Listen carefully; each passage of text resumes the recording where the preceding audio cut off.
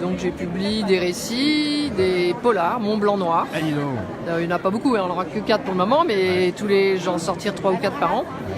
J'ai des beaux livres montagne culture où je sais pas, c'est Paris Match et la montagne, la saga des inventions en alpinisme aussi, toute l'histoire du matériel depuis le début de l'alpinisme. Donc on raconte l'histoire de la montagne comme ça. Hein. Absolument.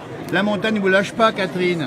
La montagne ne me lâche pas du coup. Je viens de sortir un livre, c'est La montagne sous presse, c'est toute la presse depuis la première ascension du Mont Blanc. Ah, dites donc. C'est incroyable. Hein. Eh ben oui. Ça fait plein, il y a 600 illustrations dedans au moins. C'est Yves Balu qui l'a fait, qui est un grand collectionneur.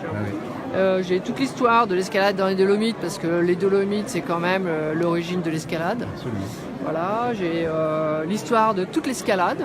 C'est le 9e degré, s'appelle ce livre. Et tous les férus d'escalade peuvent avoir depuis le début jusqu'à maintenant. Vous nous rassurez, c'est aussi pour moi qui ne sais pas grimper du tout. Hein. Oui, tout à fait, parce que toute l'histoire, en tout cas le début, est très intéressant. On voit que les premiers, au départ, ils grimpent. Pour le sport, il y en a c'est les Anglais qui ont commencé. Ah oui, effectivement. Les Anglais, et puis après ils sont venus. Après, il y a eu les Italiens très forts. Puis après, les Français s'y sont mis, mais beaucoup plus tard. Et puis, on voit toute l'évolution. C'est les Italiens qui ont eu l'idée de faire des chaussons souples.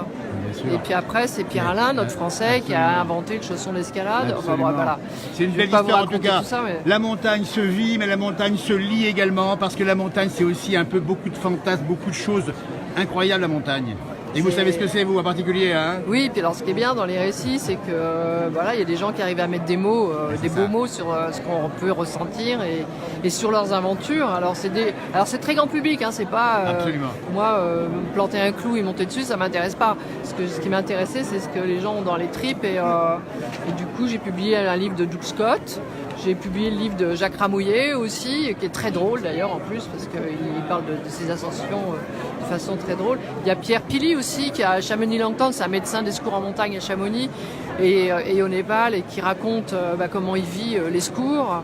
Il y a le Balma, Jacques Balma, qui est Balma était le premier au Mont Blanc avec Paccard, et Daniel Grévaux a mené l'enquête pour savoir comment il était mort. Ah ben voilà. Voilà. Et donc il a on sait parce qu'il a retrouvé, il a réussi à décrypter tous les carnets qu'avait écrit Balma de sa main, et il a retrouvé ça au musée alpin de Chamonix.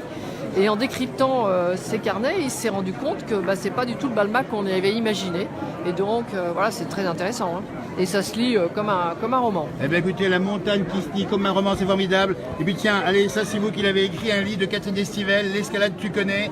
C'est une bonne façon de mettre un chausson au pied, c'est ça, non?